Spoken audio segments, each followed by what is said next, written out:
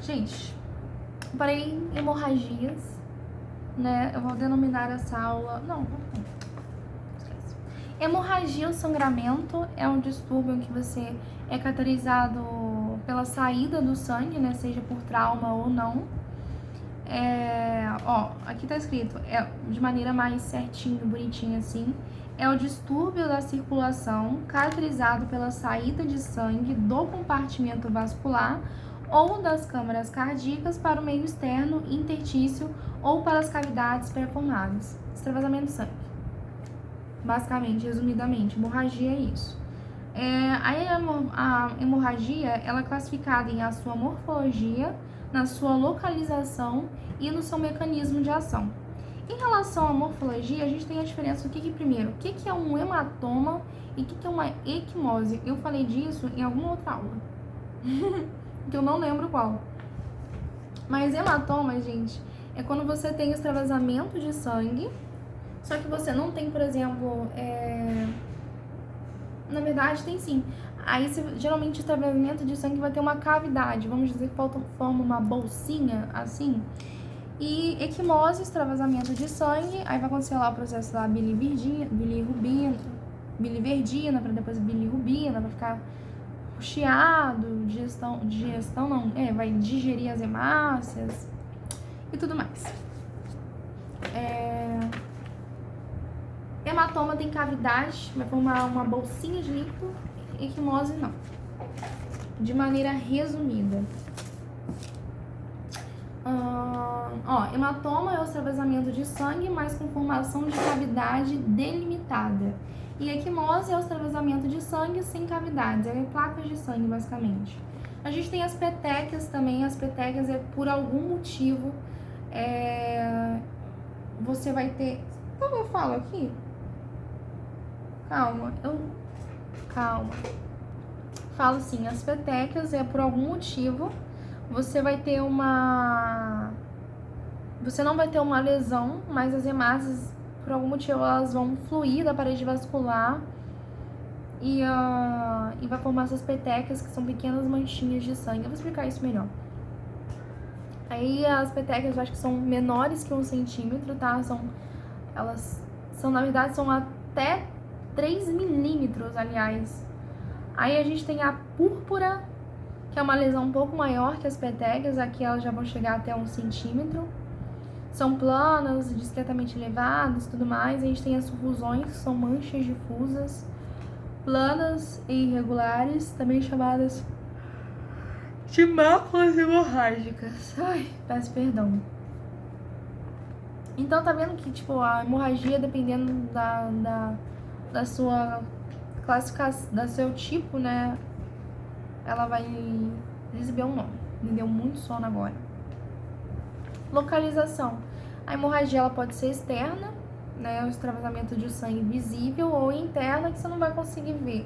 Aí, por exemplo, um hemotórax, por exemplo, presença de sangue na cavidade do tórax. Hemopericárdio, hemoperitônio também a gente tem, sabe? Hemoartrose na cavidade articular, no hematoma, tudo isso. Aí, como que é o mecanismo? Nossa, me deu muito sono. Como que é o mecanismo de formação da hemorragia? O primeiro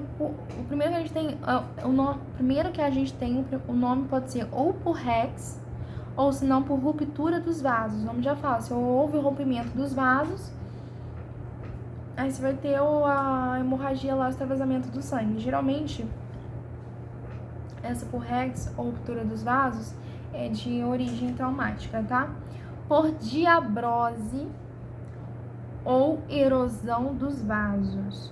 É uma hemorragia resultante da necrose de um tecido ou digestão de enzimas ou digestão enzimática de vasos.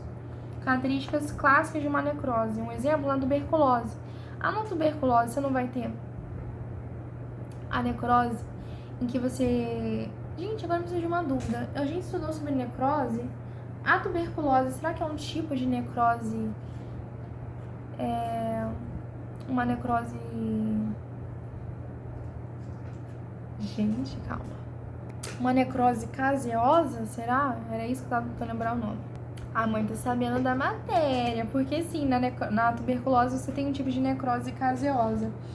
Porque aí no caso aqui, né, em relação à hemorragia, você vai ter uma hemorragia por erosão, por necrose dos vasos, porque na tuberculose a bactéria, Mycobacterium tuberculose, o que ela vai fazer? Ela vai digerir as enzimas, vai ter a desnaturação de proteínas, só que vai ser tão grande que não vai ficar intacto a estrutura. O tecido ele vai se degenerar, entendeu? Aí, por isso que vai ser uma necrose. Ih, meu tablet tá descarregando. Por isso vai ser uma necrose do tipo caseose, sabe? E vai ser uma erosão. Vai ter uma hemorragia do tipo erosão. Aí a gente tem a diapedese hemorrágica, tá? Que vai ser o tipo clássico da petequia, das petequias, em que por algum motivo que não se sabe, a hemorragia é um tipo de hemorragia sem lesão evidente nos vasos, geralmente a nível capilar, tá? As hemácias, elas fluem através da parede vascular intacta, sendo frequentes em distúrbios hemorrágicos, tipo as petequias em si. O que mais? Isso que é legal a gente saber. As consequências da perda sanguínea varia conforme o volume local e a velocidade da perda, tá? Se você tem perdas pequenas, mais contínuas, vai causar uma anemia, vai ter uma perda excessiva de ferro e, consequentemente, você vai ter uma anemia ferroprívica, acho que é isso que é o nome. Perdas volumosas e resultam em uma anemia aguda ou, em casos mais graves, uma hipovolemia. Uma hemorragia cerebral, por exemplo, você vai ter um aumento da pressão intracraniana, podendo causar morte encefálica, tá? Devido ao bloqueio da reabsorção do líquido. Uma hemorragia pericárdica pode levar ao tamponamento cardíaco. Uma hemorragia intraocular pode levar ao nosso famoso glaucoma, né? Que aí, se você ter o deslocamento da retina, ou melhor, no glaucoma, se você lesionar, chegar ao pelo menos pressionar o nervo, aí você vai ficar com essa cegueira e tudo mais. Gente, eu não sei se vai ter como eu gravar, não, mas vou tentar aqui no máximo que dá. A homeostasia. A homeostasia é o contrário da hemorragia, você estancar o sangue e o corpo ficar em equilíbrio. Então tem a homeostasia artificial e tem a homeostasia espontânea. A artificial é ligatura ou cauterização. Espontânea é o processo natural do teu corpo. Fases da hemorragia espontânea. Tem uma vasoconstrição arteriolar, então o fluxo sanguíneo para, né, diminui o fluxo sanguíneo. Você vai ter a formação do tampão plaquetário, as plaquetas vão lá pro local se agregar e tudo mais. Vai ter a polimerização de fibrinogênio, que vai ter uma formação de redes de fibrinas a formar o coágulo. Eu falei sobre isso na aula de anticoagulantes. Vai ter a estabilização e depois que houve o estancamento lá, você vai vir com um sistema fibrinolítico dissolver esse trombo em si que havia se formado. Aí, aproveitando nisso que a gente fala sobre isso, eu vou entrar em trombose. Gente, trombose, formação do coágulo lá, o coágulo se desprendeu, ou melhor, enquanto o coágulo não se desprende, você tem um trombo. A partir do momento que ele se desprende, aí ele se torna um êmbolo. E o trombo, qual é a diferença de trombo para coágulo? O trombo é uma massa sólida formada pela coagulação do sangue, enquanto o coágulo é uma massa não estruturada de sangue formada fora dos vasos ou no coração do indivíduo vivo ou dentro do indivíduo morto. Basicamente isso. A trombose é a solidificação do sangue no leito vascular ou nas câmaras cardíacas enquanto o indivíduo está vivo. Os trombos são friáveis, ou seja, eles são fáceis deles se romperem, tá?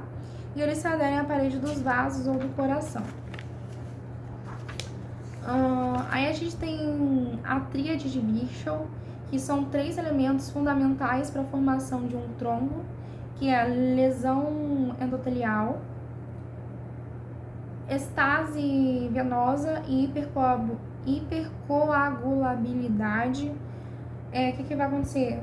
Tem uma lesão lá, vai ter uma inflamação, vai recrutar plaquetas, vai ter a formação da fibrina lá, rede de fibrinas, vai recrutar neutrófilos, células do sistema imunológico, tudo por lá, para aquela região, então vai se acumulando. Vai se acumulando e tudo mais, vai ter uma estase venosa. O que vai acontecer? Quando você tem o edema, o sangue ele vai ficar viscoso, então o fluxo sanguíneo ele reduz, vai ficar mais lento, facilitando a aderência das plaquetas, das células do sistema imunológico lá e tudo mais. Então você tem uma lesão endotelial, uma hipercoagulabilidade, facilidade de acontecer uma coagulação e estase venosa. Basicamente é isso. Tô tentando correr aqui, peraí. Outra coisa, tá, gente? A estase, ela também torna lenta a eliminação dos fatores de coagulação, impedindo o influxo de inibidores do fator de coagulação. Ou seja, a estase, ela também vai impedir que o sistema fibrinolítico venha lá e destrói esse trombo e tudo mais. Existem dois tipos de trombos, os trombos oclusivos e os semioclusivos. Oclusivos é obstruir tudo, semioclusivos obstrui só uma parte, ainda tem um buraquinho ainda para passar o sangue. A destruição desses trombos se chama trombólise, tá?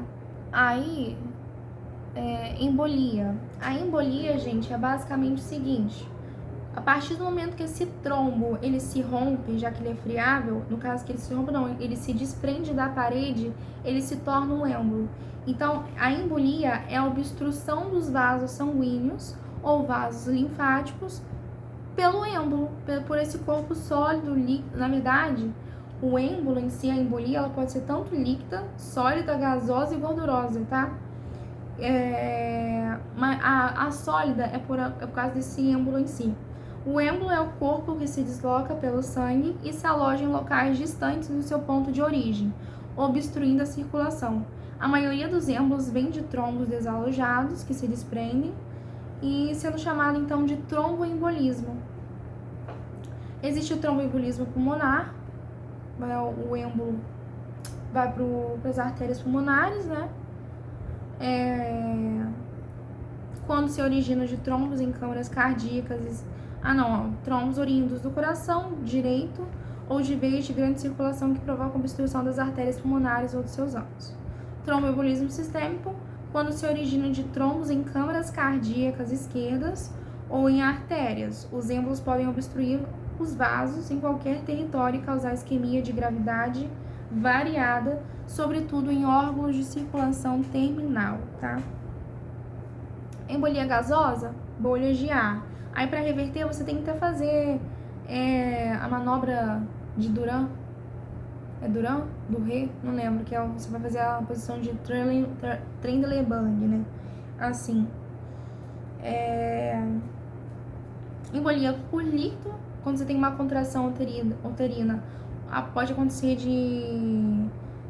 do líquido amniótico ir para as veias durante o parto. Então, quando acontecer essa embolia de líquidos, a embolia gordurosa geralmente acontece em fraturas de ossos longos, tá? Para uma fratura do fêmur, por exemplo, você vai ter a liberação de partículas de gordura, levando a uma embolia gordurosa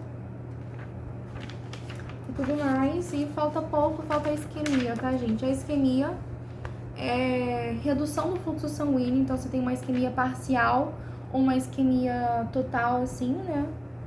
E pode ser por uma obstrução arterial, obstrução da microcirculação ou uma obstrução venosa, no caso da microcirculação, o bloqueio dos capilares em si, ou dos pequenos vasos. E o tipo de infarto agora é infarto.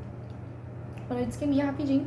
E o tipo de infarto que a gente tem o infarto basicamente é uma necrose coagulativa que você vai ter. Existe um infarto branco e o infarto venoso. Venoso não, um infarto vermelho.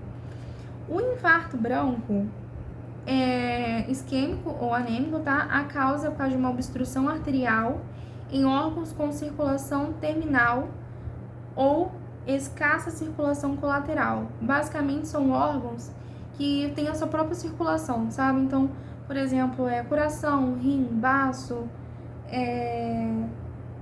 e tudo mais. Agora, infarto vermelho é quando tem uma obstrução arterial em órgãos com circulação dupla ou rico em circulações colaterais, por exemplo, no pulmão.